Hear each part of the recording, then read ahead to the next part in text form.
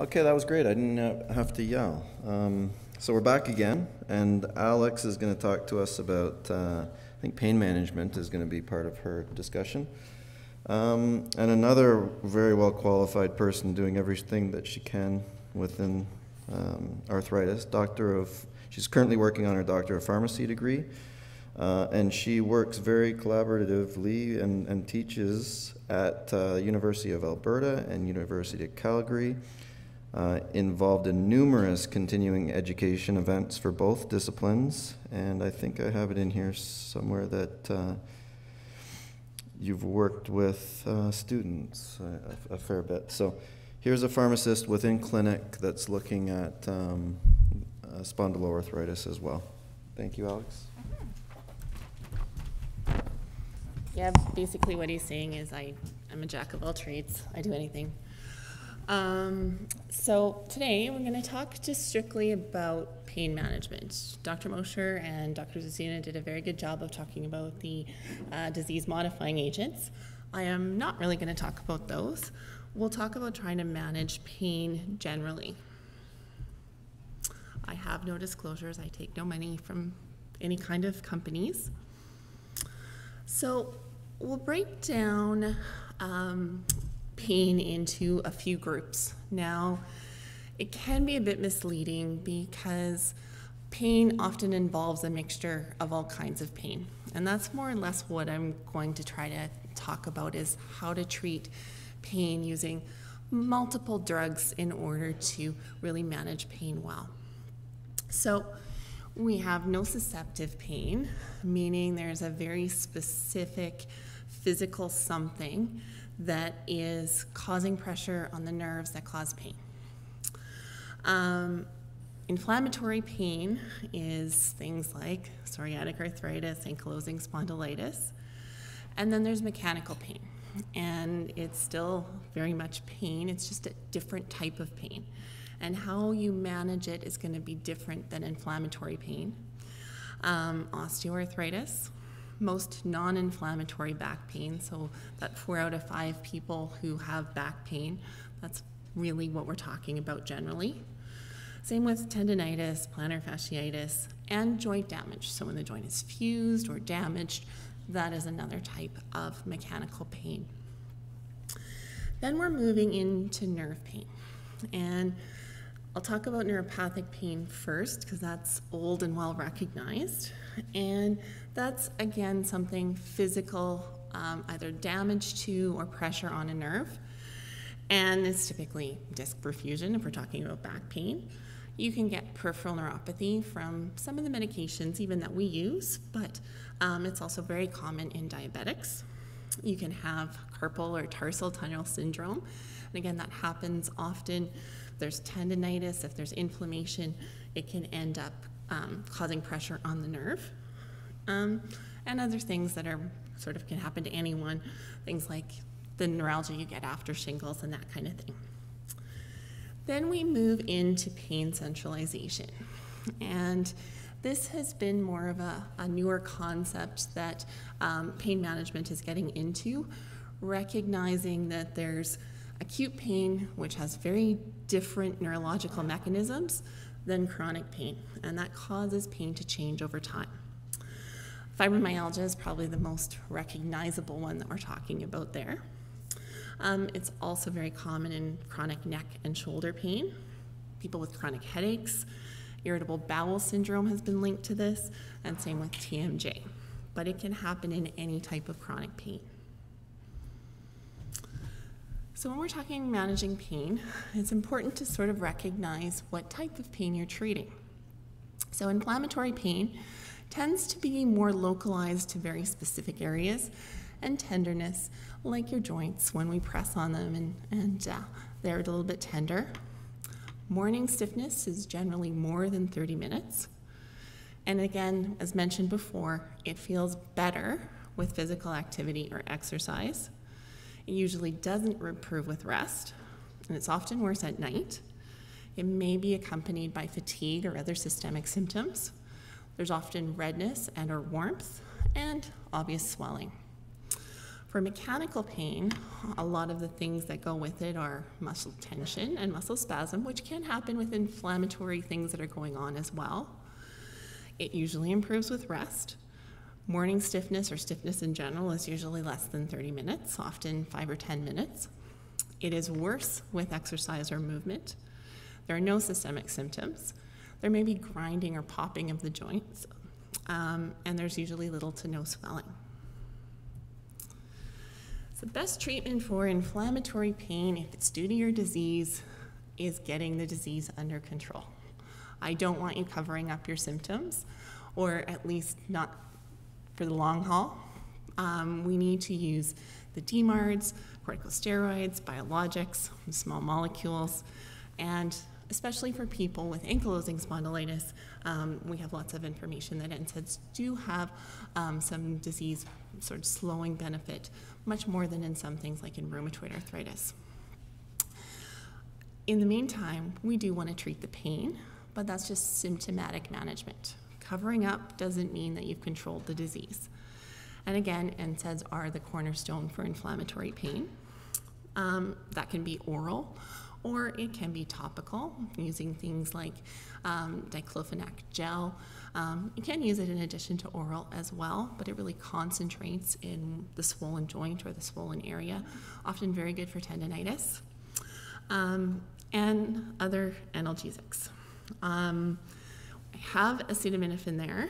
I'm not a huge fan of acetaminophen, and there's been many, many studies recently that have shown really acetaminophen has very limited benefit in any kind of pain. But if you're on it and you feel better from it, that's fine. It's just taking it. Some people start it and think they're going to have all this wonderful pain relief, and often they don't. Tramadol and opioids. Pharmaceutical management of mechanical pain is somewhat similar to what I just mentioned. So oral and topical steroids or non-steroidal anti-inflammatories work for that as well. They have a pain-relieving quality plus an anti-inflammatory quality, and generally they're more effective than other pain relievers, but not everyone can take them. As you get older, or if you have heart problems or high blood pressure, NSAIDs are not a good choice for many people. Again, acetaminophen's there, small letters. I just think the recent literature that's out there doesn't support it first line like you may read in some older guidelines. Tramadol is also an option. So it's a bit of a complicated drug. It is related to opioid medications. It's also related to some medications that relieve nerve pain.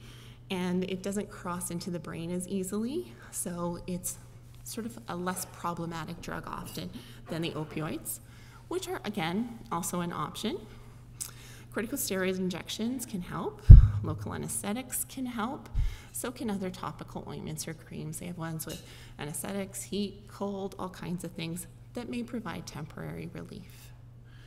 You've got osteoarthritis, the old glucosamine and chondroitin, but it doesn't really work for any other type of pain.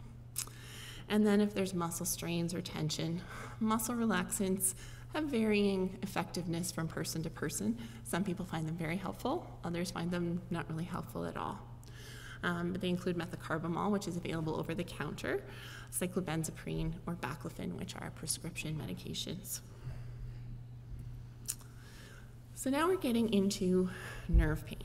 So for those of you with the spinal arthritis, often you can have neuropathic pain as well, as the area between the joints becomes smaller. You can have compression of the nerves. Neuropathic pain is typically described as very sharp. It may be stabbing or shocking. It can be shooting, so starting in the top of your leg and going all the way down many times over. It can also be burning, so a constant burning kind of sensation or prickling. It's also often accompanied by tingling, numbness, or weakness. And also, there's often a loss of sensation, but not always. Then we move into pain centralization. So it develops after long-term pain. It's often difficult to localize the pain. Many people prescribe it or say that it's achy or achy all over. You can often have extra articular joint pain. So the joint itself may be fine, not a lot of swelling, really no evidence of active disease, but you still got all of this pain around it, maybe into the muscles. That's usually not an inflammatory issue. They may be joints that are overly sensitive to touch or heat or cold. So you may, again, it might not be very swollen, but it may be very, very tender. Even heat, cold may make you sort of bristle against that. Pain is worse than would be expected for level of disease activity. So oftentimes we'll make changes to the disease modifying agents, biologics, because people are having a lot of pain, and that change doesn't really do much. And that may be that this is some of that centralized pain rather than active disease.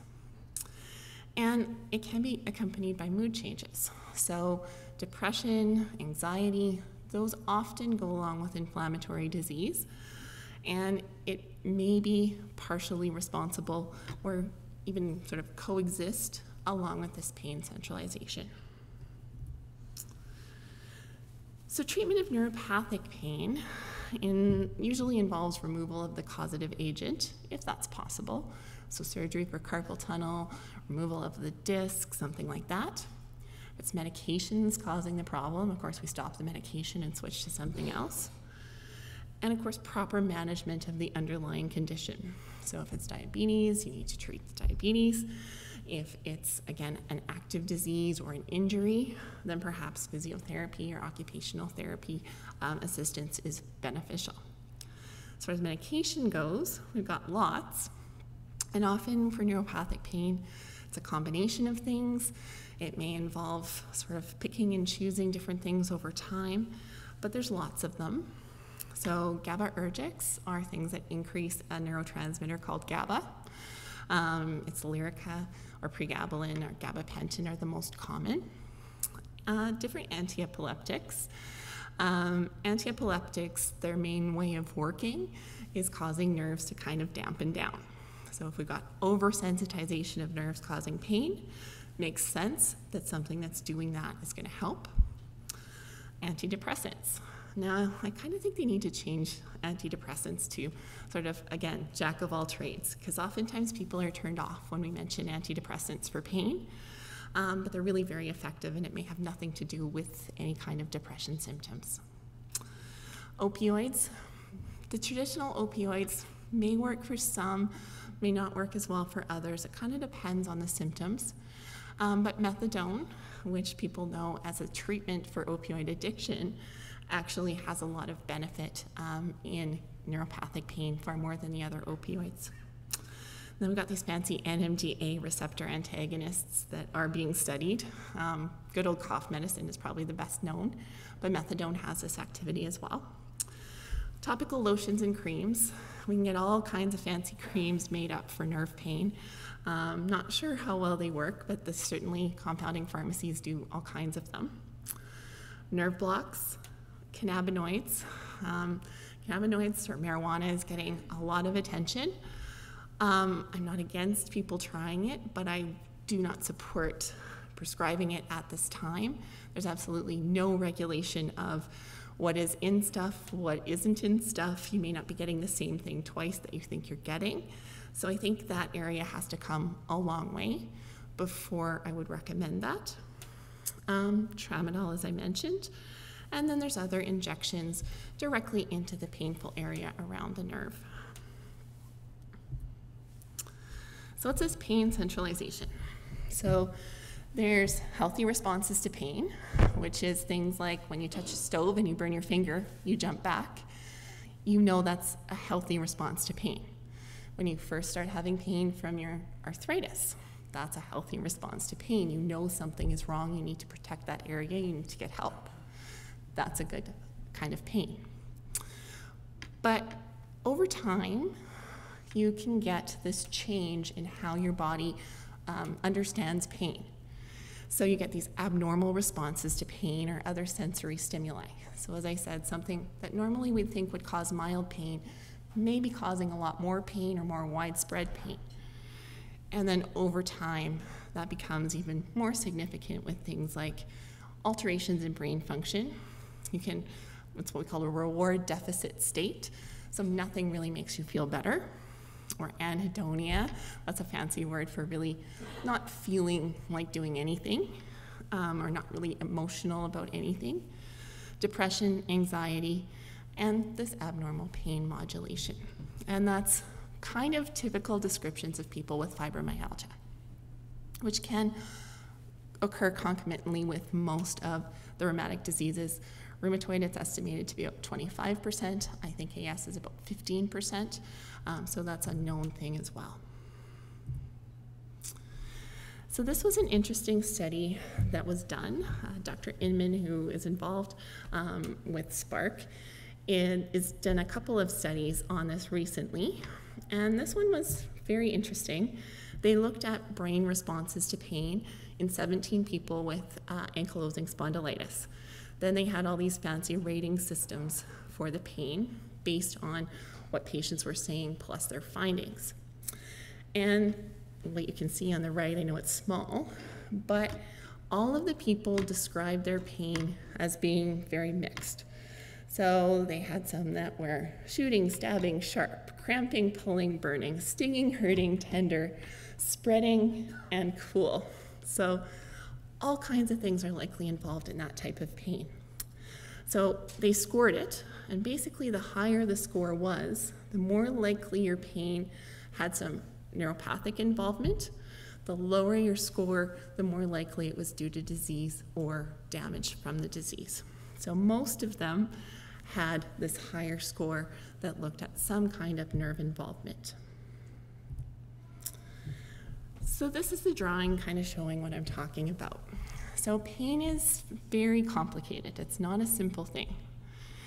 And what happens is your body senses pain, so it goes up to the brain, and then another signal goes back down, and it's all related to how you're feeling that pain.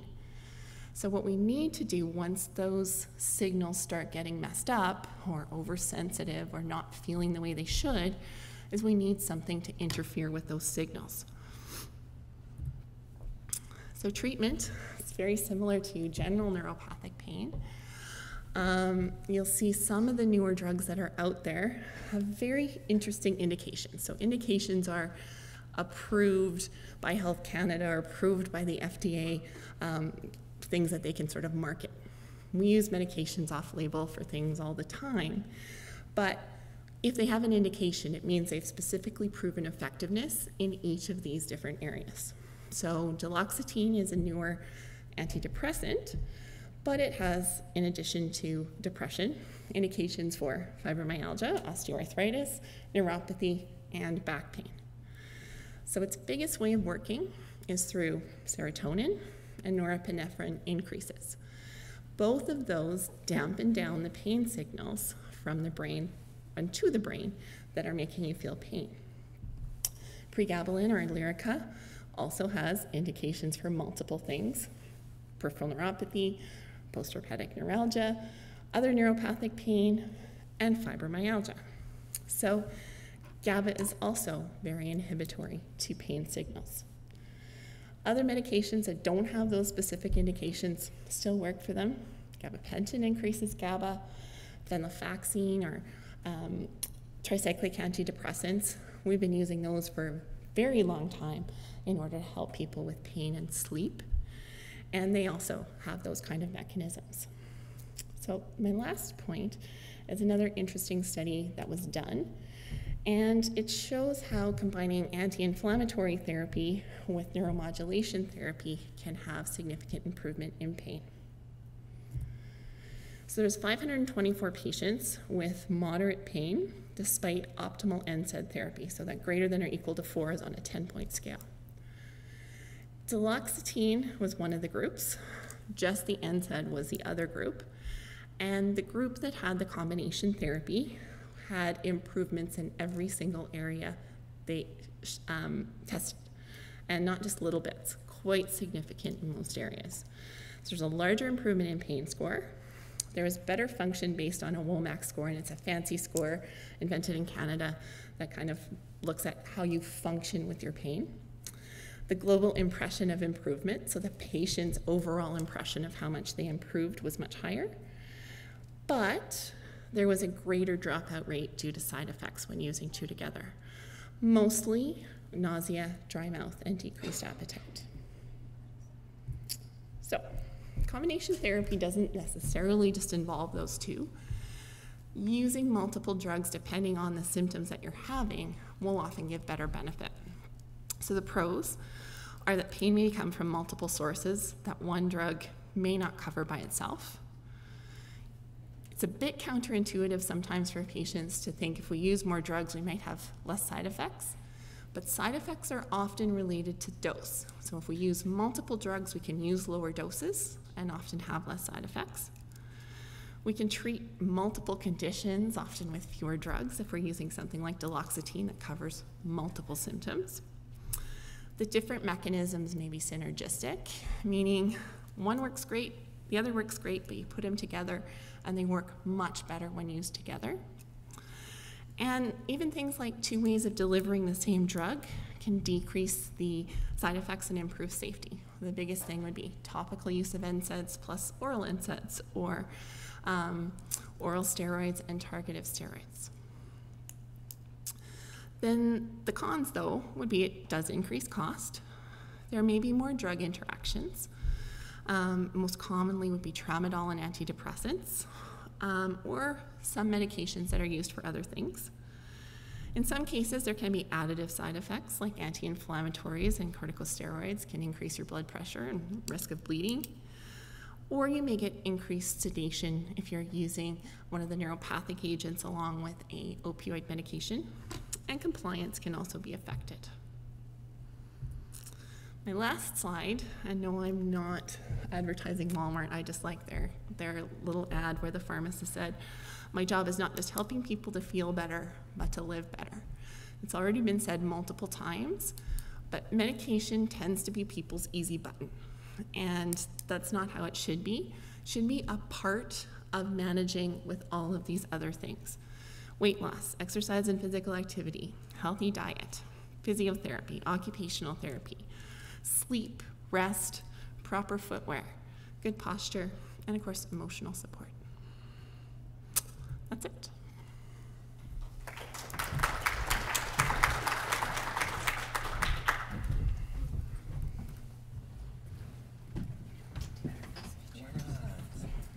You find your slides. I'm up there.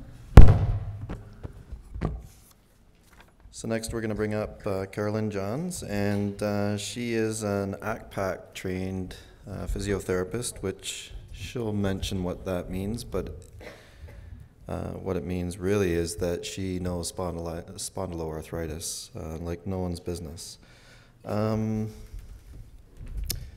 And she works with curriculum at the University of Alberta for physiotherapy students, so she's given back as well. So Carolyn, thank you very much. Thanks, Gerald. Okay, well, because I'm a physiotherapist and we're going to talk about exercise, I'd like everybody to stand up and stretch their backs and their SI joints. Do whatever feels good for you.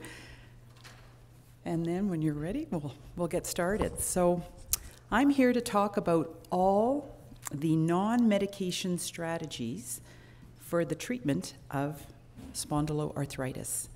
And so sort of at the center of this, and I think it's been mentioned by Dr. Mosier, Dr. Ziuzina, and Alex, that exercise is key. But there are a lot of other areas, including your diet, educating yourself about the disease, maybe seeing a physiotherapist for some guidance, trying some complementary medicine, which I'll discuss, and even these self-help groups can help you to manage your disease. So if we look at the goals of the treatment of spondyloarthritis from our sort of North American rheumatology associations, the goals of treatment are to reduce your symptoms. That's your pain, your stiffness, and your fatigue. We want to try to maintain your spinal mobility and normalize your posture as best we can. We want to reduce functional limitations. We want to maintain your ability to be at the workplace, and we want to overall improve your quality of life. So this is a bit of an older version of the same slide that Dr. Mosier had up, but really the takeaway from this slide is that the exercise piece, the education, the rehabilitation is paramount in the management of spondyloarthritis, and that in combination with medications, whether that be non-steroidal anti-inflammatory drugs or whether you're on one of the newer biologic medications, that exercise should always be a part of your overall management, and people that do this have better function and quality of life. This slide is a bit outdated because in the biologics, those TNF blockers are not the only medications now that we have available to us. As Dr. Mosier and Dr. Ziuzina mentioned, we have a few other medications on the market in addition to the TNF blockers. So there's the Ankylosing Spondylitis sort of International Society and the European League Against Rheumatism that have put out some guidelines for the management of spondyloarthritis. And they were updated in 2016, and I just wanted to highlight there are 5 overarching principles and 13 recommendations. And for the very first time, they made the non-pharmacological management one of their overarching principles to highlight how important it is for people to incorporate exercise into their life and to stop smoking and to certainly consult a physiotherapist if you're finding you need some guidance to help you with determining what is the most appropriate exercise to be doing. So let's start with exercise. That's what I deal with as a physiotherapist, and when you look at the studies that have been done, basically, in a nutshell, home exercise or a supervised exercise regime is superior to no exercise at all. Group exercise is probably better than people who just do a home program on their own. And then if you can add some form of hydrotherapy, so that might be swimming or an aquatherapy class, to group therapy or a supervised setting, that's actually superior to just your group exercise on its own. So what type of exercise? What should you be doing? Well, when you look at a specific program, it should incorporate some very specific mobility exercises targeting your spine for those who have spondyloarthritis, and also peripheral joint mobility for those who have psoriatic arthritis and have a lot of peripheral joint involvement, or for your axial spondyloarthritis patients who have peripheral joint involvement too. You need to stretch certain muscles that have become shortened. You need to strengthen muscles, and especially the core muscles.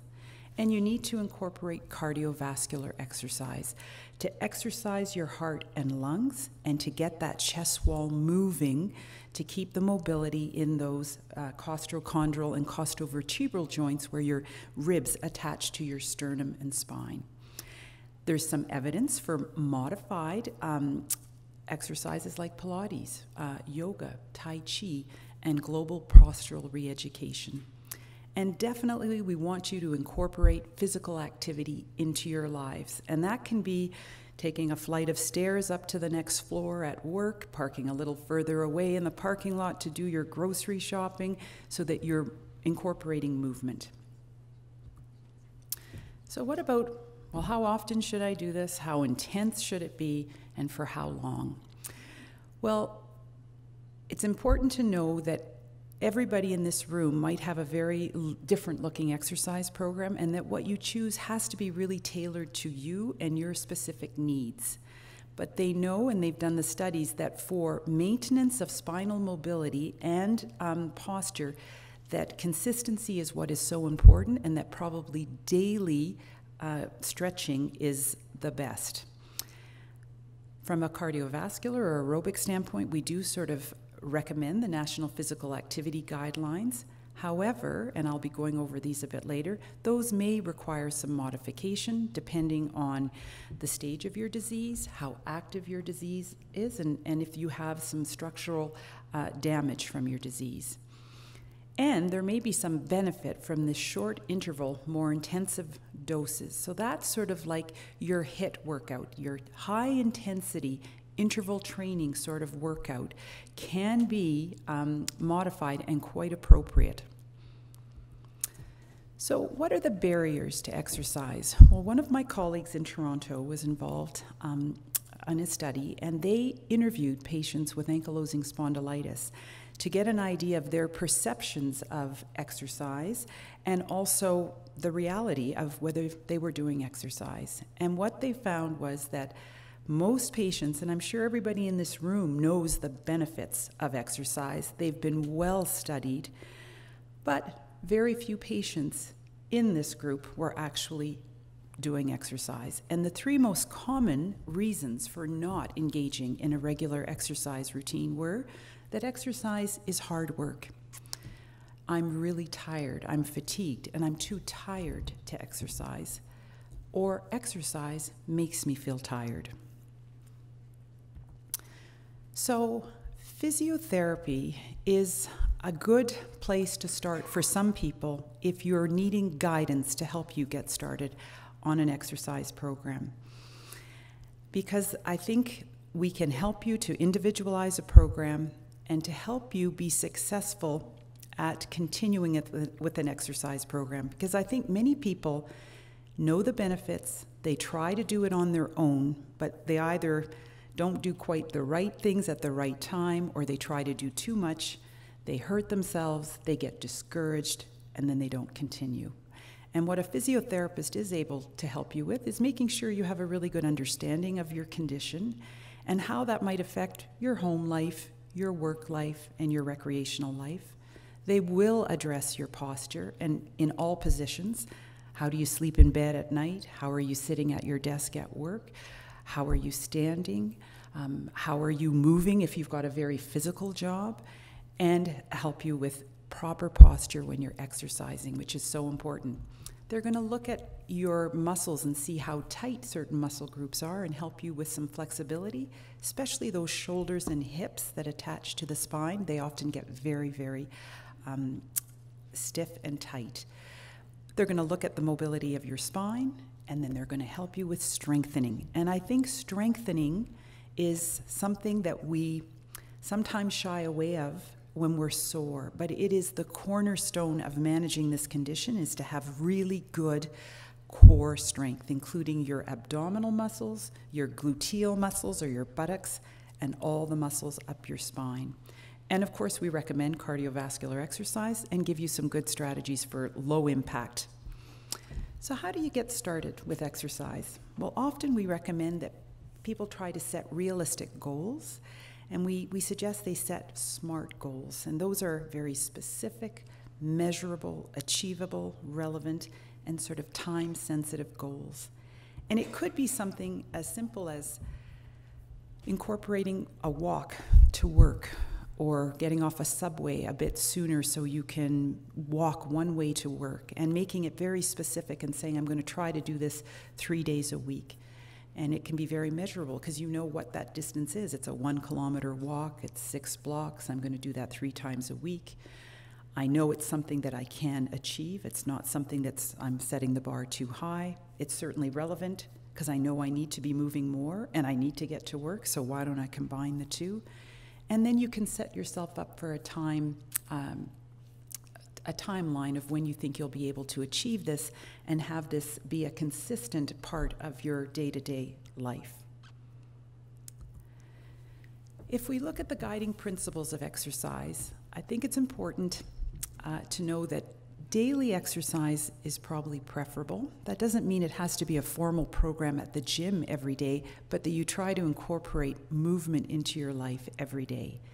Very important to respect pain. And this is where I think some people struggle with how far to push themselves. And you don't want to do a form of exercise that makes you feel worse the next day and really impedes your function the next day. You need to find that balance that makes you feel better. And for most people, movement and gentle exercise does make them feel better. Often we start more locally and spread globally. So sometimes we can choose one small area, and we may start with core stability and strengthening to help you support your back, and then progress and move into more of the flexibility and the mobility and your cardiovascular exercise. Or some people just say, Carolyn, I want to start with walking, and then we'll move on to doing some of the other more specific exercises. I think it's important to have the word flexibility in your your vocabulary, because that's what I think you're going to need to be able to incorporate. You may need to adapt what you're doing. You may need to modify what you're doing, and that may vary on a day-to-day or week-to-week basis. And what you are able to do on a day when you feel really good may be a bit different from what you can do on a day where your disease perhaps is flaring. And you need to have those tools so that even on a day when you're not feeling as well, you're able to incorporate some exercise. So posture. And I'm going to get everybody to stand up once again, because this is so important. What is good posture? Well, good posture is standing as tall as you possibly can. And I tell patients, if they have the neck mobility, to try to look at themselves in a mirror from the side. And if you can imagine, if I put a plumb line down, I'd want that plumb line to hit your ear, to hit your shoulder, your hip, just behind your kneecap, and just in front of the bone on the side of your ankle. And that would be keeping the 3 curvatures in your spine fairly well aligned. So there are 3 areas that you have where you can manipulate your posture a bit. And I have to remind you, posture is a habit you have developed over your lifetime, so we're not going to change it in one go, but I think awareness of your posture is the first thing. So you have an ability to change where you're going to hold your head. A lot of us have posture that looks a little bit like this. And it's because everything we do in life pulls us forward. So I want you to all try to tuck your chins in and to place your heads on top of the rest of your spine. Number 2, we move down to the shoulder blades, and I want you to bring those shoulder blades down your backs and almost open up your collarbones a little bit. And then lastly, I want you to brace your lower abdomen a bit. I want you to sort of zip up your lower abs like you were wearing a tight pair of jeans that you just had to pull in your tummy, and make sure your knees are slightly soft. I don't want anybody's knees to be hyperextended. And then I want to make sure everybody's breathing. You want to try to relax in this position. But this is something I want you to be aware of when you're standing, when you're sitting, in all the things you're doing. When you're preparing food at the kitchen counter, I want you to be aware of your posture. And posture is not a static thing. It is dynamic. You are going to be moving in life, but I want you to try to make those small adjustments to keep the 3 curvatures in your spine as well aligned as you possibly can. And it's extremely important to have this posture when you're doing any exercise or strengthening in the gym. You want to have your core aligned. Okay, thank you guys. You can sit back down. So this guy doesn't have the best posture. And what happens is when you have this sort of posture, poor Scooby-Doo, he's got really tight pectoral muscles, probably a little bit of a tight tummy, very tight hips in the front, tight calves, tight hamstrings on the muscles on the back of your thighs, and a tight neck. The muscles on your back of your neck get very tight and make it difficult to sometimes correct that neck posture. So stretching is important. And we know by some of the studies that have been done that probably daily stretching is the best. You need to respect pain. I don't know how many people I have tried to help stretch who try too hard for me, and they're just thinking that more is better, and their muscles are shaking, and that's your muscle's way of sort of protecting itself. So when you stretch, it's important that you go really slowly, really gently, and that it's a prolonged stretch. You're not bouncing into the stretch, and that you're breathing, and that's the big thing. If people are stretching too hard, they're often holding their breaths, so I make sure that you can breathe and focus on your breath, and then usually people don't hurt themselves when they're stretching, and you should feel so much better after you've stretched, not worse. These are just a few pictures of different stretches that we might incorporate into a program. There's that cat-cow sort of stretch, child pose. There's a woman at the top who's stretching her hip flexors and her trunk, hamstring stretch, pectoral stretch over a foam roller, and stretching the neck extensors. So these are just a few different ones that might be included in your program. Strengthening is the next thing that's so important, and it really focuses on the core. And what is your core? It's your torso. So it's strengthening abdominal muscles, strengthening buttock muscles, and strengthening all the muscles that go up your spine and your neck.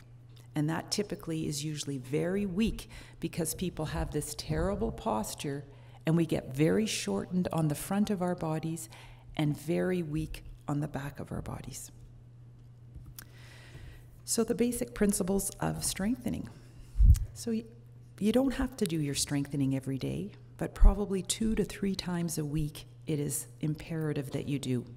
You want to make sure that you've tried to place those 3 curves in your spine in the best posture possible, and you want to be recruiting the right muscles. And sometimes that's where a physiotherapist can help you, because some people haven't been recruiting the right muscles for many years and they're not even sure how to get them turned on. And that's where sometimes the guidance from a physio, from a personal trainer, a kinesiologist can be really helpful. Again, we usually start with very easy exercises. I may start with someone lying on their back and learning how to activate their lower abdominal muscles, and I might progress to what this woman is doing, which is a Superman or bird dog, where she's actually having to engage her abdomen and she's strengthening all the muscles on the back of her spine. And from here, I might progress to a plank for some of you if you were able to do that. So there's always a progression, and it's very important to start with the gentle ones, the remedial exercises, and then progress. Always nice if you can combine it with something that you have to do during the day. So I do teach a lot of patients strengthening exercises using the big Swiss ball, but here's a woman who's incorporated it into her work life. You're not going to sit on a ball for the whole day at work, but you could use it and do that for small periods during the day. And when you're sitting on that ball, you will be working those core stabilizer muscles instead of just sitting on a chair. So this is a way of incorporating some strength into your day-to-day function. Cardiovascular exercise, aerobic exercise. We do usually recommend low-impact exercise. So swimming, probably the best form of aerobic exercise for spondyloarthritis. It's gentle on the spine, but it incorporates wonderful rotation, wonderful for chest expansion. And many of my patients who have limited neck mobility use a snorkel and mask so that they're not having to rotate their heads to breathe, but can do front crawl, for example, with their head in the water using the mask. And they've told me that swimming has been their saving grace. Walking, cycling, golfing, all good options. But I have to say out there, I do have some patients who were runners before being diagnosed with ankylosing spondylitis. And with good medications and good control of their disease, I do have some patients who have continued to run. So there's quite a spectrum of what people can do from an aerobic standpoint. And it's very individual based on your disease and where you're at. We do sort of follow the Canadian Physical Activity Guidelines, and I just wanted to outline those for you for people ages 18 to 64. The recommendations are 150 minutes of moderate to vigorous aerobic physical activity per week, but it can be in bouts of 10 minutes or more. And that's why I highlight this slide, because I think some people think, oh my gosh, I've got to go out and walk for 30 minutes. And you don't have to. If you don't have time to do 30 minutes, you could do a 10-minute walk in the morning. You could do another 10-minute walk in the afternoon, and a 10-minute walk in the evening, and it is cumulative and it is beneficial. So that's important to realize. Of course, this also recommends the strengthening at least 2 times a week, and certainly the more physical activity people engage in, often the greater health benefits it provides. These are guidelines, and definitely not all patients will be able to achieve that 150 minutes, and that's okay, but this gives us a guideline and a place to start, and again, we may need to modify. Other forms of exercise that have been shown to be helpful are some of these sort of mind-body exercises, I call them, the yoga, Pilates, Tai Chi, Qigong. And I've had many patients tell me how beneficial these have been, but I think the important thing to highlight is modification. And when you go to a class, you have to be very careful that you choose the right class. And certainly if you've never done yoga or Pilates, you're going to go to a beginner class that's going to give you all the verbal cues that you need, and ideally have an instructor who can help modify as required. So if they're moving into a pose in yoga that you can't quite accomplish, they can help and give you that guidance for doing something a little bit less strenuous. Yeah, I think that's all I needed to say there. Complementary therapy. So patients do ask me a lot about, well, Carolyn, what about massage? What about acupuncture and things like that? And certainly I call these sort of adjunctive therapies. If you find them helpful and beneficial, they can be part of your management strategy, but they should never replace exercise. And as far as chiropractic manipulation goes, it's very important that you're aware with this condition there is the potential for that bony fusion in your spine, and you would never want to receive a manipulation to a spine that might have the potential in your spine to be fused, because that could cause breakage of those tiny little bones that go between your vertebrae. And you're also at increased risk with this condition for developing low bone mineral density, so that would be another thing. And this is all very dependent on you, but if you do have evidence of bony fusion in your spine or you have osteoporosis, then manipulation is to be avoided. As far as access to physio here in Calgary, we have community accessible rehabilitation. And there are 3 locations in the city, and they do offer a spondyloarthritis education class. You do need a referral, and it could come from your family doctor or your rheumatologist, and it is covered under Alberta Healthcare. And I think it's a good place to start. It's not the only place to start. Some people have seen community physiotherapists too at private clinics, just to get that advice if you need it to help you get started. So, the scientific evidence demonstrating the beneficial effects of exercise is, it's indisputable. We know that probably the benefits far outweigh the risks for most adults. But because you have this condition, you do have things that you have to take into consideration. And as I mentioned before, everybody in this room will have different needs, different comorbidities. Is your disease currently active? Is it well controlled on a medication? And that will all influence what exercise you do.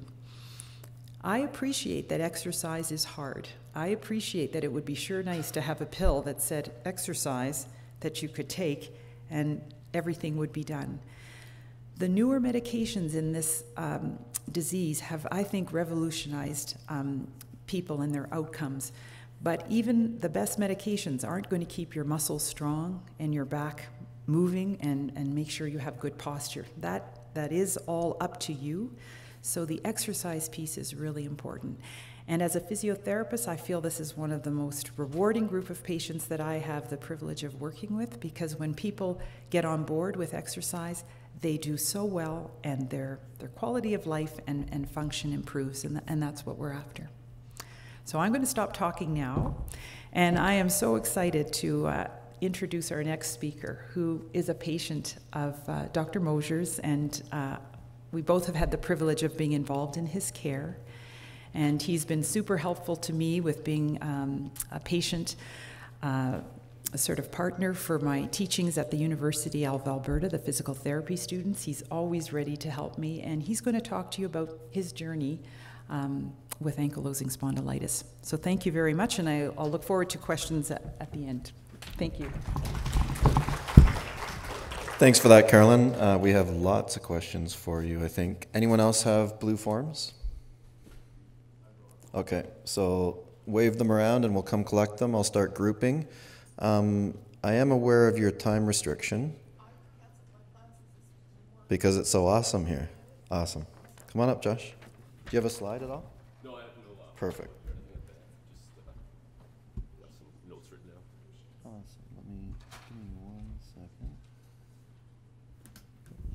Perfect. Thanks, Gerald. Yep. All right. Good to be here today. My name's Josh Salter. I've been a patient of Dr. Mosier and Carolyn Johns now for about 3 years. Pretty much right from the start of my diagnosis, my AS diagnosis. So I think the easiest way for me to tell about my AS diagnosis would be to talk about how life was before my treatment, before the diagnosis, and then I'll talk about how life has changed since the diagnosis of the AS and what I've been doing to treat the AS. Okay, so in terms of back pain, for me, back pain started when I was probably 21 or 22. It was really congested in the sacroiliac and the lower back area.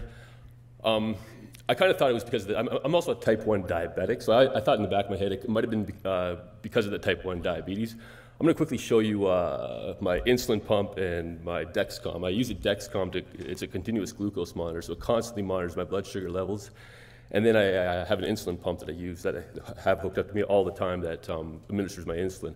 I don't think that type 1 diabetes is at all related to the ankylosing spondylitis. I've been type 1 diabetic for 20 years now, since I was 14. So the Dexcom is just hooked up to my hip right here. Like I said, this just constantly monitors my blood sugar levels. So I have I get a reading on my device here where my blood sugar level's at. And then I take that reading and I plug it into the Omnipod here, which is my insulin pump, and once I plug that reading in, it'll ask me if I need to eat. I hit the yes, and then it asks how many carbs I need to eat, and then I hit how many carbs I eat, and then it administers my insulin. Prior to this, as you probably know, I was checking my blood sugar constantly, between 4 and 10 times a day. I was giving myself injections between 4 and 8 injections a day, so it's pretty life-changing for sure. I'm very, very happy to be on that. And the truth of the matter is Dr. Mosier and Carolyn Johns got me rolling on the insulin pump, so it's helped my life out tremendously. In terms of the back pain, like I said, the back pain started for me lower back. It was sacroiliac, lower back areas. Everything was tough. Getting out of bed was tough. Work was tough. Everything was tough. The toughest thing for me was, as probably a lot of you guys too, would be getting my shoes on, get my socks on in the morning. I struggled with that constantly. It was very, very difficult getting the shoes and socks on in the morning. I managed though. You manage with everything. I managed with doing that. I'm just going to open up a piece of paper here. I've got some notes written in. Okay. Oh yeah, so when I was 21, 22, I worked part-time. I went to school. I was going to school in Kamloops, so I worked part-time. I was very active. I was very, very active in high school too. I played basketball in high school. I constantly skied in high school, so I was very, very active in high school. 21, 22 came along, and I started to slow down a little bit. Basketball wasn't the same. Softball, I couldn't even play softball. I couldn't really play softball, so that I couldn't really do that anymore. I did ski though. I continued to ski right until my diagnosis. But I skied on the weekends, that kind of thing. Constantly skied, pretty much on the weekends. So the lower back, for me, became the biggest problem probably when I was 24, between the ages of 24 and 30. It was probably when the most severe back pain for me was in between that area. Like I said, I couldn't sleep at all. Put on shoes and socks was tough. At the time, I was working as a floor installer, so I actually had a very, very physical job at the time. I was installing like hardwood and tile floor, so that was very, very physical. And I thought in the back of my head, maybe all the back pain was because of the jobs I was doing, the floor installations and that kind of thing. And I also thought maybe it's complications because of the type 1 diabetes. I thought maybe this is, a lot of the doctors growing up when I was 15, 16, they always kind of mentioned that diabetes would give me complications down the road, and I thought this was maybe that, but it wasn't the case. So yeah, I had a major difficulty getting out of cars. Getting in and out of cars was very, very hard for me. I had to literally grab my head sometimes and kind of give her one of those to get in and out of vehicles. And another major problem with me, as I'm sure it is with a lot of you guys, was the iritis. I was constantly getting the iritis. I think before my diagnosis, in between the age of 25 and 30, I probably had iritis 5 or 6 times. And I was seeing the same doctor continuously for the iritis. It seemed like I don't want to give the name, but I was seeing the same doctor for the iritis. And at no point did he ever mention that it might be related to the arthritis. And I kind of hope now, I kind of look back at it now, and I think Gerald mentioned it previously, but I think it is important for a lot of the eye doctors to be aware of it, because I think the eye doctor could have probably had me diagnosed when I was 25, 26 when the iritis was happening, but failed to do so. So yeah, I was getting the iritis pretty much constantly, and how that all works, as I'm sure most of you guys know, is you pretty much go to the hospital, you get the I think it's called it's a steroid of some sort, the kind of prednisone maybe. Yeah, you take the prednisone, yeah, and eventually it goes away within a couple of days. But it was getting to a point where it was very, very bad. And then, yeah, I was at work one day. I work at the Greyhound, downtown Greyhound in Calgary. I was at work one day, and it was a pretty good day. I was at work eating lunch, and a commercial on TV popped up, and it said, pretty much if you had back pain for more than 3 months, ask all the the usual questions, whether or not back pain's less severe when I'm working, which it was, when I was actually moving around doing that kind of thing. Back pain didn't diminish, but it did go away quite a bit. And asked a bunch of questions. And then one of the questions asked at the bottom was if I had experienced iritis, which I had probably 5 times at that point. So right then and there, I knew that it was an actual condition. So and I was probably 29 or 30 when that all happened. I knew there's a name for the condition, which is great, right? I didn't really act on it right away, but I knew that something was out there. And one of the reasons why I didn't act on it right away, I didn't go to a doctor right away, is because I had a ski trip planned with a bunch of friends from Golden. I grew up in Golden. I went to high school in Golden, and 3 years prior to my diagnosis, a bunch of the friends got together and we all went skiing or whatever. We kind of planned the same kind of trip, and I wanted to do this trip real bad or whatever, right? So I didn't really proceed with going to a doctor about the AS or anything like that. I just kind of sucked it up as I had been for the previous 8 years or 9 years or whatever. And then finally the time for the ski trip happened in Golden. We're all up there ready to go, and I literally couldn't get my boots on. So that was a pretty trying time for me. I knew that was terrible. Like I knew something had to be done for sure. So what I ended up doing was came home from, that was right around like December, the Christmas holidays. Came back to Calgary. I was living in Calgary. Came back to Calgary. I went to the Superstore in Shaughnessy. There's a walk-in clinic, so I just went to the walk-in clinic. I told the doctor what I had. I told him, my problems. He had me do a few stretches, that kind of thing. He was kind of in agreement that it was more than likely ankylosing spondylitis. And about four months later, maybe 3 or 4 months later, I was seeing Dr. Mosier and Carolyn Johns to treat the AS. So in terms of treating the AS, I was a little afraid. I was a little afraid to get it treated. I didn't want to have to take a pill every day. That would cause, maybe addiction or whatever, right? I didn't really know what was intact for the treatment of the AS. I just knew I needed something for sure because it just wasn't good. So the first thing that Dr. Mosier had me go on was, I think it was the naproxen. I didn't get any benefits from the naproxen. I only took probably 4 or 5 of those pills before I realized it wasn't helping at all. So I got off that right away. And then I went to the Voltaren. Yeah, the Voltaren, there's issues with the Voltaren.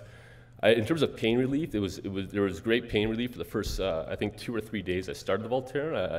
I had significant pain relief. I was able to bend over, tie my shoes, no problem, or bend over, tie my shoes, put the socks on, no problem. Everything felt pretty good. It wasn't great, but it felt pretty good. I continued with the Voltaren for probably 2 or 3 days, and then on the 3rd day I got pretty bad stomach problems. That my stomach started to act up quite a bit. And then I think it was about day 4. There was blood in the defecate, so we had to get off the Voltaren right away. And then I started hearing about the biologics, of course. Dr. Mosier started mentioning the various kinds of medication I could use, and she had mentioned the biologic. She had mentioned it's not a pill. There's no kind of psychoactive effects to it and all that kind of thing. So I was a little hesitant because I had heard of Humira on TV and the side effects or whatever. I was a little hesitant to go on to it. Nonetheless, so I got onto the biologic. I got on the biologic right after the Voltaren, and I'm just being honest. The life since being on the Simponi, I'm not on Humira. I'm on Simponi. I had the option of either taking Humira or Simponi. The difference between the two is I would have to take the Humira every 3 weeks, whereas when I started off taking Simponi, I was taking it every 4 weeks. So that was the only difference. So I opted to start with the Simponi. Now that I'm on the Simponi, I've been on Simponi now for 3 years, and I take it every 3 weeks now, every 3 weeks. But when I first started the biologic, it was it was really, really life-changing. I was, the same old routine. I'd get home, in a world of pain. I'd turn the TV on in my recliner or whatever, and I had the biologic in my hand. I was looking at it, kind of just, all right, I'll just try it out. So I injected it in my leg. So I injected the biologic in my leg. I was, like I said, laying back in my recliner, didn't think much of it. About maybe an hour and a half, 2 hours after, I go to get up, and I couldn't believe it. Like, every other time I go to get up, it's real agonized. I felt like a 90-year-old man, like a tin man. I go to get up, and I just couldn't do it. Literally 2 hours, hour and a half after taking the biologic, I got up and I had a straight back. I couldn't really believe it. I thought it was pretty incredible. So that was a real great day. And I've been on the biologic ever since. And in terms of problems now, I mean, I don't have a whole lot of problems right now, I don't think. There's little bothersomes in the right hip. When I was sitting down for the last hour and a half, as most of you obviously do as well, you get cramped up or whatever. But compared to where it was before, compared to where I was, 3 years ago, it's really been significant help. So I really, the biologics have helped me tremendously. And I don't take anything else other than biologic, and I use cannabis as well. But those are the only two medications I use to deal with the ankylosing spondylitis, which is good. I don't drink any kind of alcohol or anything like that. It's just I live a fairly healthy lifestyle, other than taking the biologic or whatever. But it's helped me tremendously. So I think that's basically what I have to say. I think I might have, pardon me. I'm going to talk about the treatment I've gotten from Carolyn Johns as well. Sorry. So. Good catch there. Carolyn John's been a significant help in my AS as well. She's adamant about the posture as well. She's always telling me to keep a good posture. In terms of exercise, I'm constantly getting exercise. I ride bike. I keep on telling her I'm going to start doing the cross-country ski as well as skating. I haven't gotten into that yet, but I'm probably going to get into that this winter. But no, I stay very, very active still. I walk everywhere. I don't drive, I walk. So I mean, in terms of the exercise, I tend to stay fairly active at all points. And I think that's pretty much it. I don't know if that's 10 minutes or 15 minutes or not, but if anyone has any questions. You're going to sit on the panel. Oh. So we're going to get another chair. We're going to get another chair up here for you. Okay. Thank you.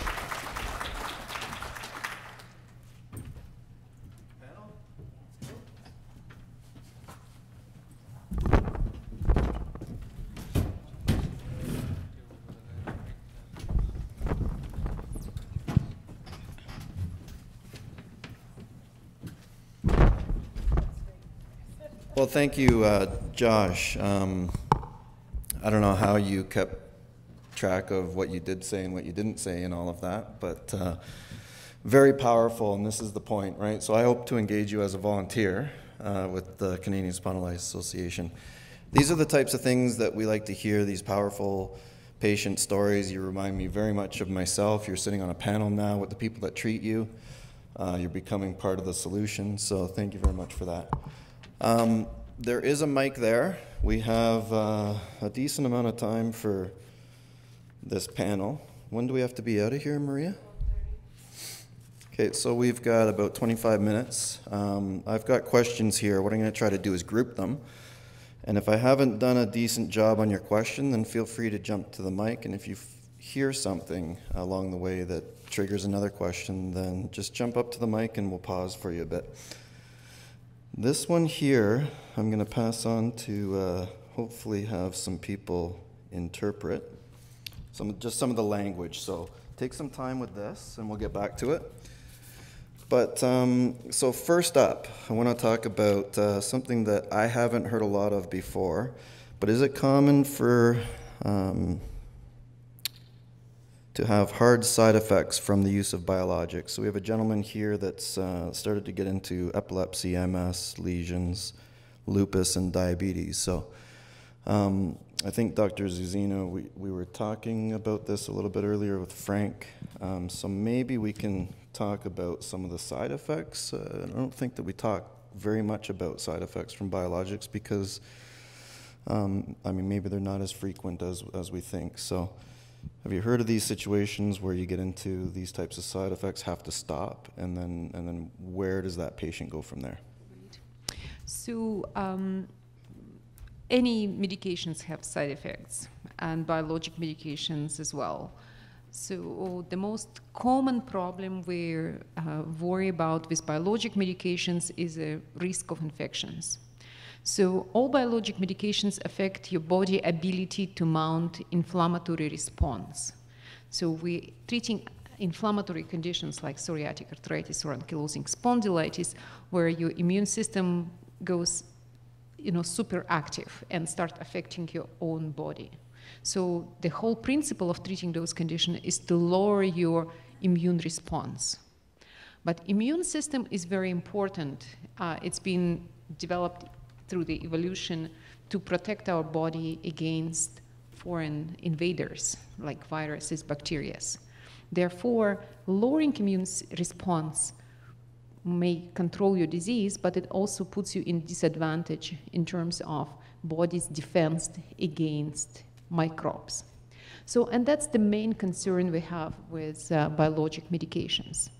So if you look at the rate of serious infections, and by serious infections we mean infections that requires antibiotic therapies, intravenous therapies, or admissions to hospital. So the rate of serious infections in a general population and people walking on the street is approximately 3 people per 100 people per year. So 100 people on the street, in the course of the year, 3 of them will end up with serious infection.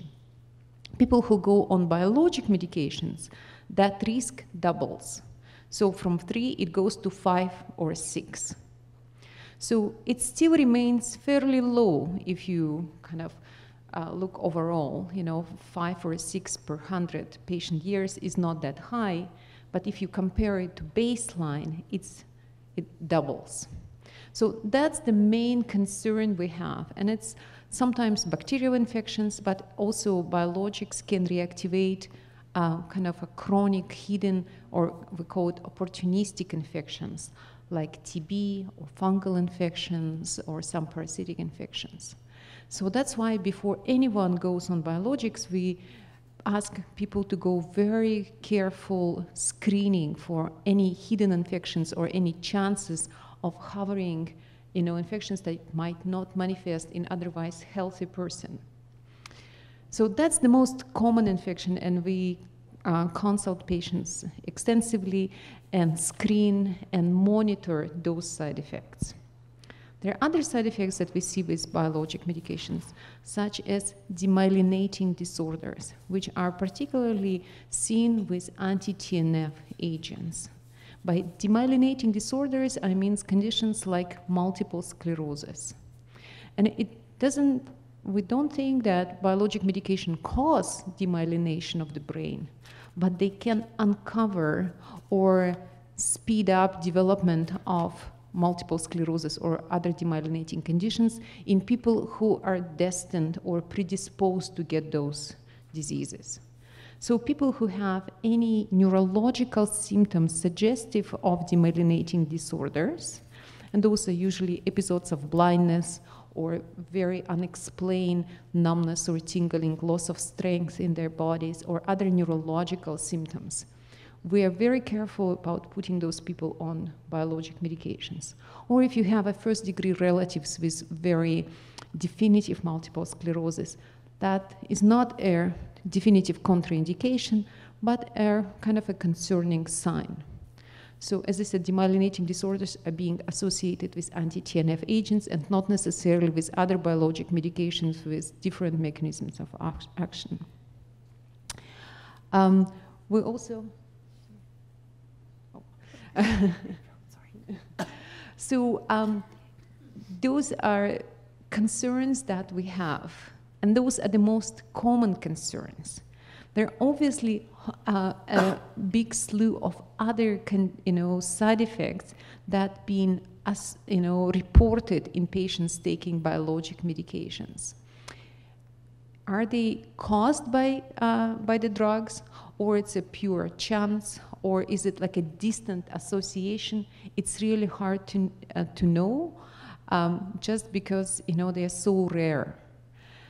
If you look at the product monograph for each medication, there are probably a couple of pages of conditions that have been seen in patients with taking biologic medications. But we really cannot establish the causation or even a strong association with biologic medications. So for that reason, we can't really use them as a contraindications or declare those as a side effects. However, if patient develops something unusual or strange that coincides with the onset of treatment and disappears with the treatment discontinuation, it is very suggestive of connection to the drug. And obviously, we usually don't recommend discontinuation and switch to a different drug. Thank you. Does that answer the question? Yes. Sure. Just I think, because we're already talking about the biologics drug, or there's very many of them, but do any biologics drugs, are they known, like the TNF inhibitors, are they known to actually prevent the progression of any kind of bony deposits or growth in the spinal column? Or is there any medications that are known to do that? Yes, so very important questions, and it's not important to patients and physicians. It's also very important to insurances, because they obviously want to pay for the drugs that not only treat your symptoms or patient symptoms, they want to make sure we're addressing the underlying mechanism of disease and therefore preventing the consequences of the disease. So it's very easy with rheumatoid arthritis and psoriatic arthritis. Biologic medications definitely demonstrate what we call disease-modifying properties, which means they prevent radiographic damage to the joints. They prevent erosions, they prevent destruction of the joints, they prevent deformities. In fact, in some rare instances, they even demonstrate reversibility of the damage that's already been done to the joints.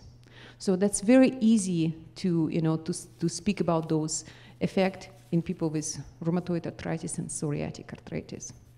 People with ankylosing spondylitis, the story goes a little bit muddy. And it's partially due to the fact that we don't have the absolutely best methods of assessing disease progression. As Dr. Mosher mentioned, the X-ray changes take a long time to develop, and the appearance on X-ray probably really is delayed by it's not in the same kind of follows the same pattern as the clinical progression of the disease.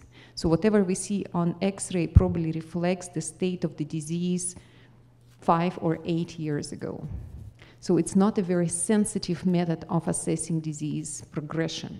The most sensitive method is MRI, but we cannot use it as a method of monitoring disease progression due to its availability. So usually MRI is being used once, maybe twice in a disease course to help us establish the diagnosis and maybe later on to assess effectiveness of the treatment.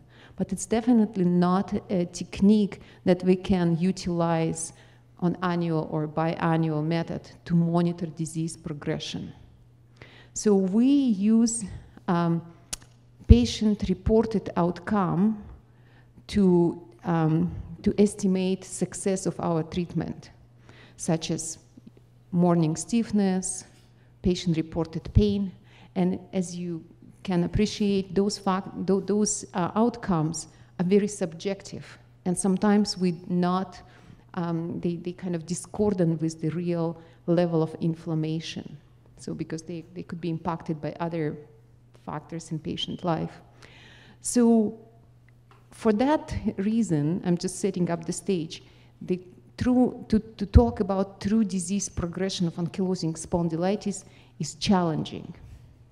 And most of the patients that we have in our practice now have delayed time of the diagnosis. So the trials that's been done so far looking at the effect of biologic agents on radiographic progression of ankylosing spondylitis, initial trials showed no effect on the disease progression. So we said, yes, people feel better, they have less stiffness, they move better, they function better, the pain is improved. But unfortunately, disease keeps progressing if you look at the serial X-rays. However, later on, we were able to engage people with lesser duration of the disease. So not those who had disease for 15 or 20 years, but disease who've been diagnosed sooner and who've been treated sooner. And we looked at them not in an interval of 1 or 2 years, but we looked at the interval of 4 or 5 years. And in that particular population, people with shorter duration of the disease, less severe disease, and people who were treated sooner, we actually saw that biologics do make difference. But you need to wait at least 4 years to see the separation of the graphs on the people who are being treated with biologics and who are not being treated with biologics. So the short answer is, ankylosing spondylitis, unfortunately, still keeps progressing, but the rate of progression could be slowed down by at least 50% by biologic medications if people diagnosed and treated in time. Is that differentiated by TNF blockers versus IL-22 blockers? Well, unfortunately, we don't have 5 years experience with the new drugs. And as we said, to demonstrate that separation, that the long-term benefit on X-ray progression, you need to wait until at least 4 to 5 years. So it remains to be seen. Thank you very much. Bye, Maria. Let's take the opportunity to give the two ladies at the back a round of applause for making this happen today. They're leaving for Toronto, so we'll see you on the other side. Okay, did you want to go ahead, Diane? So these were difficult ones. I think this is related to the microbiome. The first part was whether Helicobacter infection was related to the condition or caused the condition, or that the treatments caused Helicobacter infection. So Helicobacter infection is an infection in the stomach that causes stomach upset, can cause ulcers in the stomach. It's not related to ankylosing spondylitis. The non-steroidal anti-inflammatory drugs do not cause that, but they have the same symptoms that you get with taking non-steroidal anti-inflammatories. So someone who has stomach upset and they're on non-steroidal anti-inflammatories, we stop them and they don't get better, you need to consider, do you actually have a Helicobacter infection as well, which can be treated with antibiotics and a medication to decrease the acid in your stomach. So there's not a relationship, except the symptoms might be the same as the anti-inflammatory. It needs to be worked out. The second, so there was also another about gluten. What about the effect of gluten on inflammatory bowel conditions or ankylosing spondylitis or any of these diseases? So celiac disease is a disease where you actually have allergy to gluten, where you actually slough, where the inside part of your gut can't absorb things because the absorption place where you absorb is wiped out because of the gluten itself. So when you have celiac disease, you absolutely cannot have any gluten. However, there is some overlap, a little bit of celiac disease with some of these other diseases that we see. And so we don't know the answer about gluten-free diet. Some people with psoriasis have said on a gluten-free diet that their psoriasis has disappeared, their psoriatic arthritis is better. Some people with AS also tell us that. So I think that's a question that still needs to be answered, whether a gluten-free diet actually, what is the difference taking that? Of any diet that you might try, that would be the one that you would try with these diseases. There might be some benefit, but it's not known. There was a question whether antiparasites would be helpful. Parasites aren't causing this disease, so antiparasites wouldn't be helping any of these diseases. Your microbiome is your the microbiome is all the bacteria that have actually evolved with us as human beings, and that have grown up with us. And really the relationship with that has been, the relationship of that microbiome in us is actually how we've developed. And our immune systems develop because of this microbiome as well. But something related to our genetics, sometimes, particularly these diseases, are genetics and how we might react to something, and whether one of those bugs looks like something else and our immune system then reacts abnormally is probably the case. So the most part, this microbiome is us, and that we work harmoniously together, but sometimes things get out of whack. Exactly how we could change that microbiome to put things right again is really something that's of great interest in the next few years or next decade. But anti-parasites aren't going to change that. Thank you. Okay, so then there's some questions here on exercise and stretching. I think most of this was covered as far as the types of stretching that are performed static or burst, types of activities to avoid, probably high impact. But let's get to kind of the thing that gets us in the gym, and I probably want to hear from Carolyn and Josh on this, is how can you exercise if you're fatigued all the time? It's a catch-22, there's no energy, there's no exercise. What's the solution? Okay. Do you want to Yeah, talk about I'll that? start first. I mean, the one exercise I do constantly is I'm always kind of, because I think the lower back for me is a little bit fused, and same with the SI, so I constantly try to do the hamstrings, and it doesn't take much to give her one of those, you know, like that's fairly easy for me, and I get pretty significant stretching in my hamstrings from that. So I mean, I'm doing that one quite often. That's probably the one I do most, is just, you know, that right there. Thanks, Josh.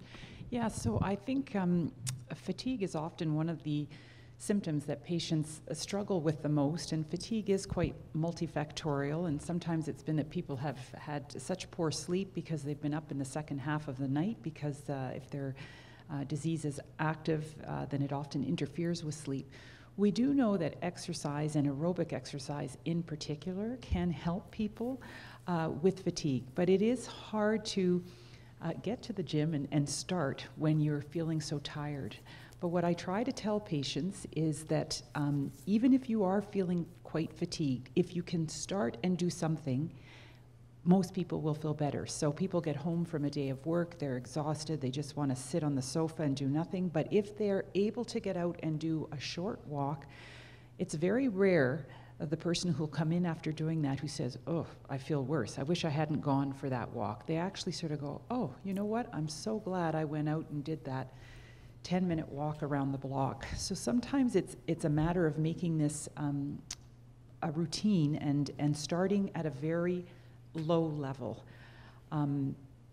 And you need to make it, and I think I didn't sort of mention this, something that is sustainable with your lifestyle. And so you have to look at your life, and if you are coping with a job, a family, other commitments, where you're going to fit exercise into your life. And that can be challenging, because often I would say to a patient, you know, to exercise when you feel at your best. That would be the ideal recommendation, but for many of us who have very busy schedules, we're not able to do that exercise piece at the best time of the day. But I think what is good to remember, and as Josh has just sort of highlighted, you don't need to do it all in one go. And that's why I try to tell patients, if you are sitting at a desk at work, try to break up that position as much as possible. Maybe try to get up from your desk and walk up to the floor above you on a set of stairs and down. You're incorporating movement and shorter bursts of exercise, and it is cumulative. And that might help people get started, and once they start, then they often feel better. The fatigue lessens, and people often, with regular exercise, even sleep better. And then that all sort of just snowballs in patients starting to feel better. But make sure you don't bite off more than you can chew on that first thing, that you just start with a very low amount. I hope that... There was a study done at the University of Calgary showing the benefits of dog walking, And so that people improving their pain, they were able to show that they had improved their pain by dog walking. So you could volunteer at the SpCA if you didn't want to buy a dog, get a dog. But just in terms of forcing you to get out and sometimes it's also mood related that your energy level is down. And there's evidence that being in green space makes a difference versus being inside and indoors. And perhaps that's why the dog walking helped, as you were outside and you're walking and there's purpose. Just going to add, some people misinterpret fatigue for pain. So you just need to make sure that you communicate your symptoms to your physicians and mention the fatigue, because sometimes maybe it's your disease is not well controlled. And fatigue can be caused by ongoing inflammation. So maybe change in a disease in disease treatment will improve your fatigue level. And sometimes, as I said, sometimes people feel fatigued, but it's really not fatigue, but it's some kind of pain that they misinterpret. The second part of that I think I can answer is, if you have access to rheumatologist is limited to one visit of 15 to 30 minutes per year, how can AS be managed on a proactive basis? So, I mean, that's why the Canadian Spondylitis is here. We're trying to help facilitate this type of conversation. So whatever you need, you ask us. If we don't have the answers within, then we have a powerful team of specialists that we can get those answers for you. So I encourage you to engage. Is the link between ASP, I'm not sure what that is, and depression chemical, hormonal? I'm not sure ASP, maybe it's, okay. Okay. So it was mentioned earlier in the presentation that depression is a common side effect, but then following that statement, it was a lot of those individuals going through it are often dealing with a lot.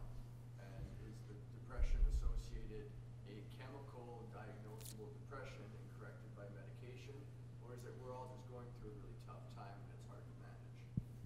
So it depends on the situation.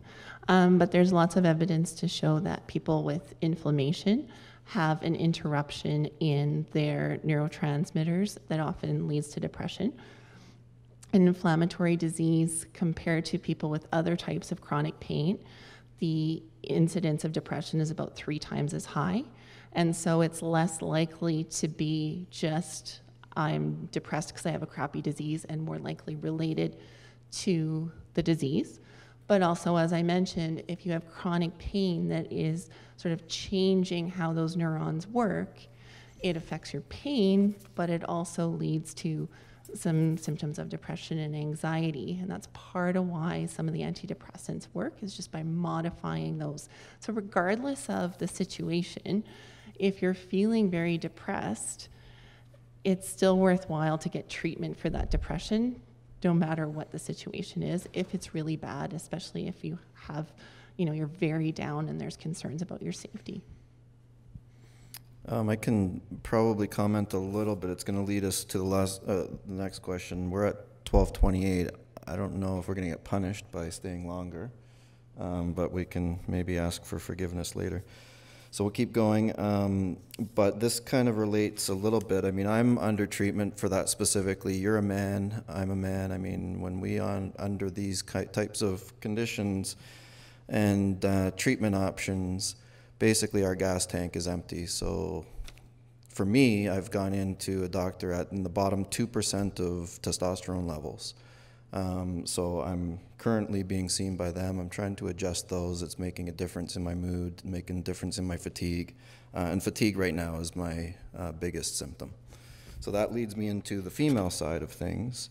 Also, I mean, when you have inflammation, it's in your brain, and that's contributing to your mental and your mood. And so from a female perspective, our hormones have any effect on AS, menopause, or I think it's monthly cycles?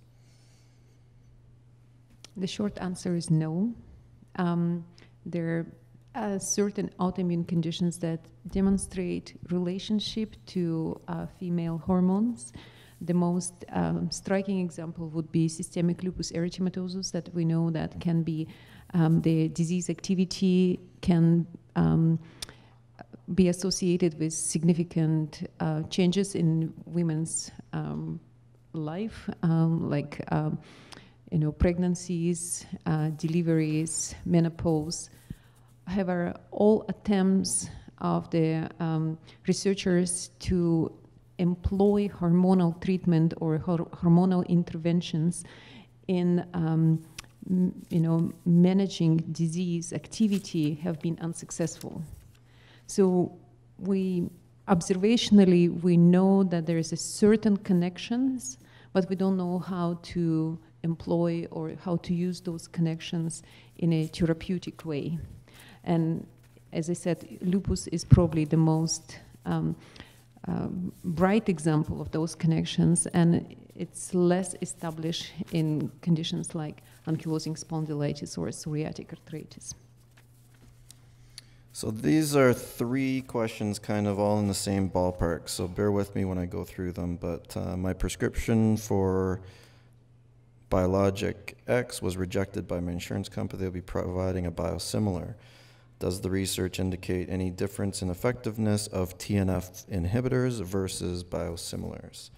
Wait until I finish the next because it's all kind of cost related. So do you have an influence with Alberta Health to convince them to cover the biologics?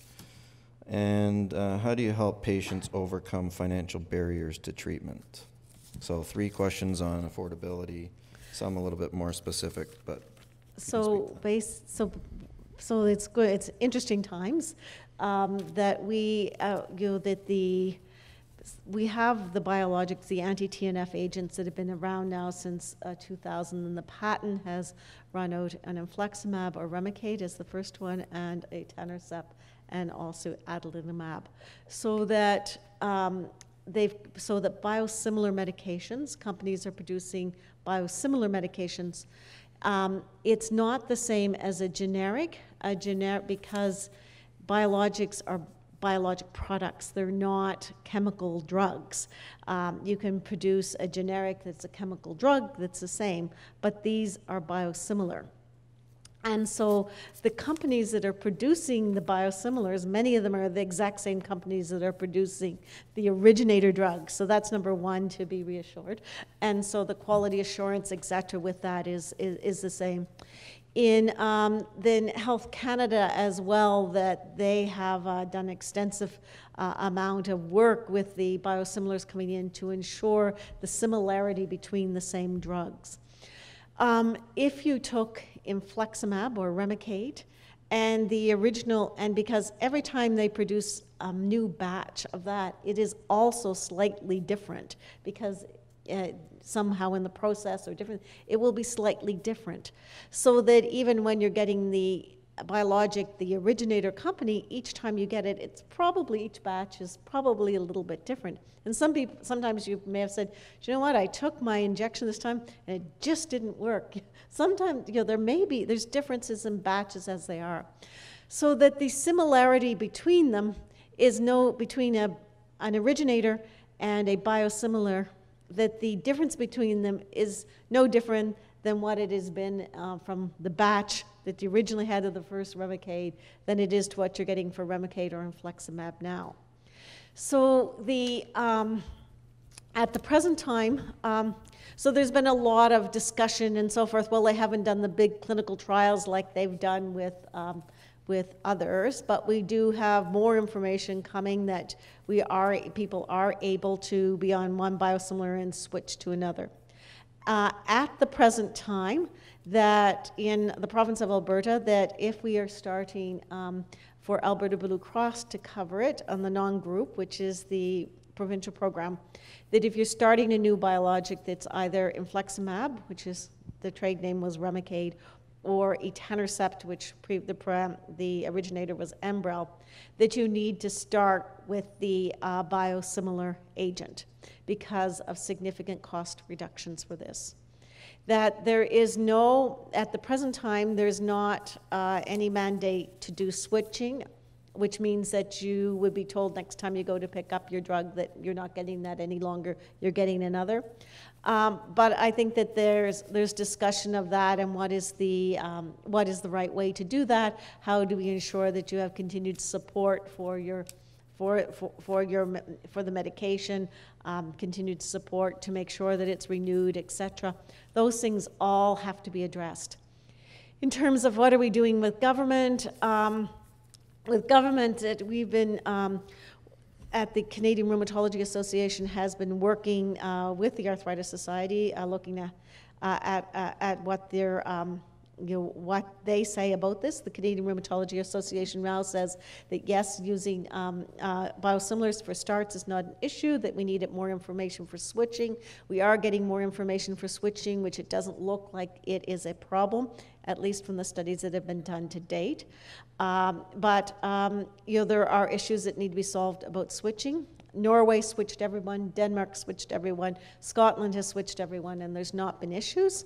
And so I think what we can do best for people is to reassure them and not to create a bunch of anxiety unnecessarily about this, but that we and that we'll get experience certainly by using the biosimilars in new people, and continue to try to work. And myself and Dr. Joanne Helmick, who's in Edmonton, trying to work with government so that there might be, so that concerns are addressed. I don't know whether we have any voice or not, but all we can do is knock on the door and try. I don't know if you have anything else to say about that. I just have one thing to say back to biosimilars. Well, two things. One is most people have no issue with generic drugs when they go to the pharmacy and get them. And pretty much every time you go to the pharmacy, you could be getting any of 15 different drugs for most drugs. And most people don't think twice about that. There can be up to a 20% difference between generics and your regular drugs. And most people notice no difference. There might be small variations. With biosimilars, that difference is much tinier. And therefore, I think you're probably less likely to run into any issues that way. So I don't think people should really be concerned if you've been on generic drugs. Really, I think you're fine with any of the biosimilars. The other thing we have to note with the funding thing is we're lucky in Canada that a large chunk of our drug stuff is subsidized. We're cheaper with biologics in general than many other countries, but often the government is paying a large amount of the biologics, and there's more and more and more coming, and more expense. So if they don't find a way to control the cost of biologics in general, that will likely make it less available to a larger population. Thank you. We're going to try to get into a bit of a speed round here. The person that asked this question, please raise your hand. I think you're the newest volunteer. How can we have more specialists become aware of support groups like CSA, be the place to refer patients? Would it be beneficial to reach out to specialists, office clinics to bring more awareness of what support groups, networks are available within that community? What do you recommend? Could this be facilitated? So identify yourself, please. You're already, okay. So that's your job. And you're now trying to outsource it. Gotcha. What role do they have in knowing about us in order for them to then start promoting and facilitating more of your patients coming? Because you've got two doctors that are on the panel. I'm sure you have more patients that have AS that could have potentially been here, kind of thing. So I'm just curious. I mean, if you guys have your patients, I know I have my room meeting and whatnot, so I'm kind of curious, like, how do we get you guys more engaged to help support groups like us? Well, for one, is that we would really like to have more of those pamphlets in the clinic, the ankylosing spondylitis. So we mentioned that. Those would be very helpful. So that's the first time we're seeing that booklet. And when you have the psoriatic, so that come by Richmond Road Clinic and drop them off. I think that Richmond Road Clinic is where the ankylosing spondylitis psoriatic arthritis clinic is. I think that you're always welcome, and that making sure that the information is there, and that yes, that would be really helpful. And also if we were involved in patient education classes, which we do have the patient that Alex and Carolyn run, and so that they're able to do that. And as we build more patient education, which gets back to the last person's point about 15-minute appointment once a year, how can we actually improve upon that? And that's probably in offering more programs, more education programs, more times that people can get together. Try to get to the mic, because for everyone else listening on tape, you'll probably have an issue. There you go. One thing that I kind of suggested within the CSA is to have a designated volunteer reaching out to doctors' offices and such like yours, where there is a gatekeeper, so to speak, in introducing the CSA and being able to get you on, say, a mailing list. Do you think that is something that would be an advantage? And how likely would your gatekeeper let you know about a support group like us? Well, we are, yeah. So I think it's not so much a gatekeeper as a time concern. So we have for 15, 20 minutes for follow-up with the patient, and sometimes it's once a year, sometimes it's twice a year. So in that 15 minutes, we have to accomplish lots of things, and the disease itself, the overall well-being, the treatment, the side effects, the monitoring, the comorbidities, the physio. So it's lots of things to cover in those short visits. And we have lack of manpower or person power, as I learned this more politically correct term. So we really have to stretch ourselves sometimes too thin to hit all the points during those appointments. So, but one of the ways how I think you might kind of popularize yourself is by working closely with patient support programs through pharma. Because all the patients who are receiving biologic medications, they are being enrolled in a patient support programs, and they're being contacted on a regular basis to monitor the side effects, to just generally for regular checkups, and they're being offered different services by patient support programs. So if you can establish your relationship with those programs, and coordinators can inform patients about your existence, I think that they have really more time to to discuss it. I think back to the other aspect about the 15-minute appointments is that it is well known that having team-based care is patients have better outcomes with team-based care. And then it's also, you have your physiotherapist, nurse, pharmacist, et cetera, who are all co-managing your condition, so there shouldn't be one person that you have to be able to access, but the whole team can do it. Unfortunately, that, and I think this is an advocacy piece too, is that there really needs to be advocacy around team-based care, because we're lucky that we have Carolyn, we have Alex, but we don't have anyone else, right? And so it's going to be really important that we know patients do better, that their outcomes are better. We're actually modeling it now with our with Deborah Marshall, who's a health economist, to do the modeling about how you're getting better outcomes when you have a team-based care, and therefore the costs are less because patients are doing better and they're requiring less services because you've actually provided a whole team of support. And so that's what I think we really need to move forward with, and that's going to be really important in terms of looking after patients better, and something that the CSA could work with us jointly on in terms of advocacy, and I think that's a real role that we can play collectively together. Do you think it would be very, in your 15-minute window that you have with your patients and whatnot, do you think it would be too much to think about or to pass off a guidebook if they're readily available in your office to be able to share? So, you got your intake, your initial intake with that patient, so there's a wealth of information to be able to provide to them, and then of course you've got your recurring patients that don't know originally are now coming in because they only see you every 6 months to a year time, so now that brings up awareness and that cross-promotion with everybody.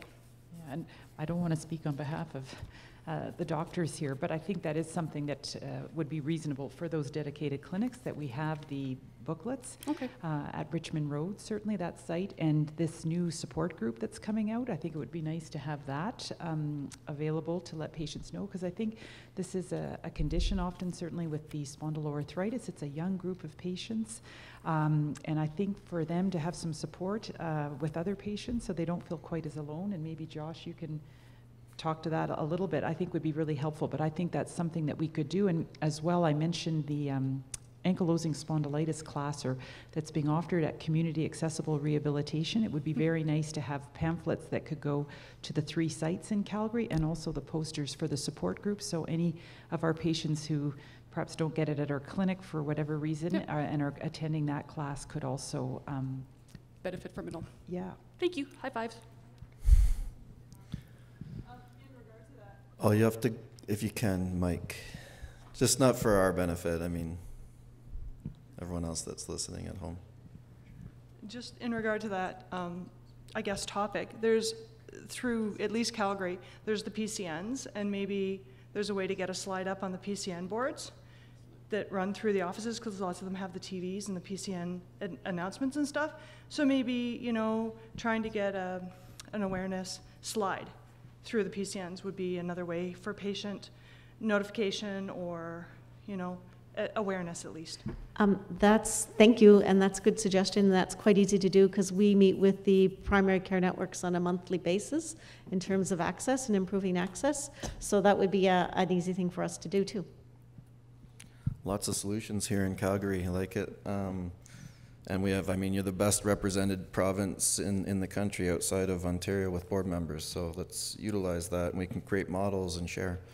I have to be respectful of everyone's time, and we are late and we've been losing some people, so let me leave with something, and then for those that didn't get answered, then we'll commit to getting to them on our website. So for comorbidity issues, who should we expect asked to coordinate care? Is this the family doctor, rheumatologist, internal medicine doctor? Doctors are hesitant to go outside their area. Who can, should act as the quarterback? So before it gets to these guys, I mean, I can say personally, this is really why I'm involved in advocacy, because I've had to assemble this team myself, and unfortunately, I mean, you're the one that's closest to it, so we can't have expectations of people to be outside of their area of expertise. This is where I think comorbidities is going to really help us communicate and have questions. So, I mean, our intention is to create programs that show you how to have an effective appointment, so that when you're in there for 15 minutes and you have everything written down, it takes 7. And then you can get into some deeper stuff. So I think for me as a patient, and what I would advise to anyone, even if the answer is I should be your quarterback, I think your own involvement in your condition is going to probably benefit you the most. And I agree with that. But the primary care physician, that's, you know, the medical home, and they're ones who best can set up to be the quarterback for most of it, and you know, we communicate directly with them. And you know, sometimes it's us because I can get the access, or that someone doesn't have a family doctor. But for the most part, it should be working with the family physician as the quarterback with yourself also. I think you have to be your own advocate, and you have to understand your own disease. That's crucial. And quickly, I'll end with a few, try to do these quick, but high impact sports like volleyball, beneficial, detrimental. I think we heard about this a little bit, about knowing your body, and I mean, I know people that do powerlifting, that do skiing. I know people that play hockey still. I think it's knowing your own body and making sure that you're aware of how much to go, right? And it really depends on your disease state, and if there's any structural damage or fusion in the spine, that would really dictate what sort of recommendations.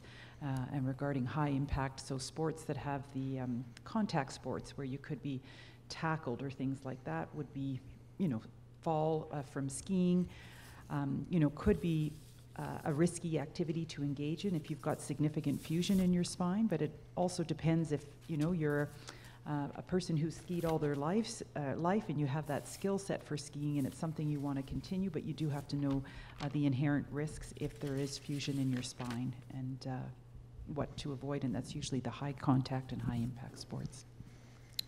Very short answer, please. Is methotrexate used as well as IL-17 to deter immune system response to help prevent failure?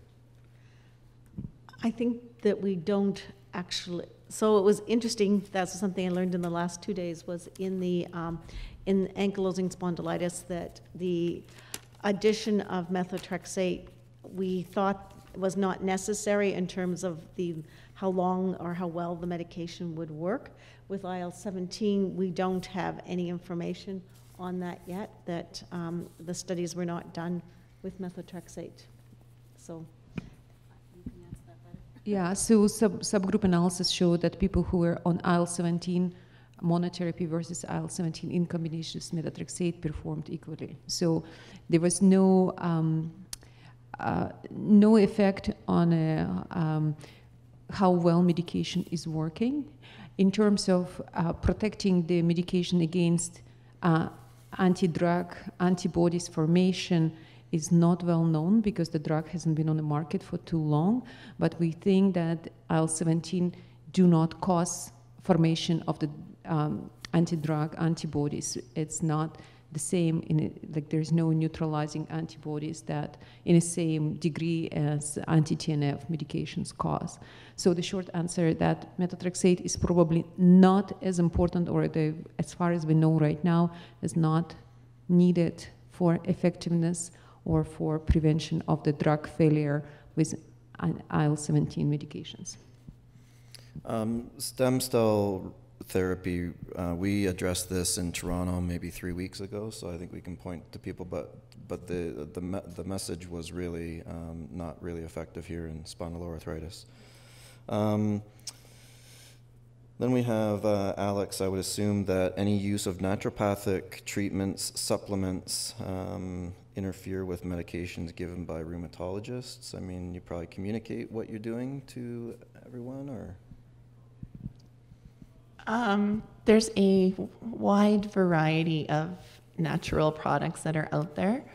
Some are helpful, some are safe, some interact, some are harmful.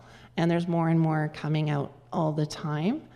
I think the big thing is if you're not getting adequate benefit from the therapies that you've got, I think you need to go back or come back and see us to try other things.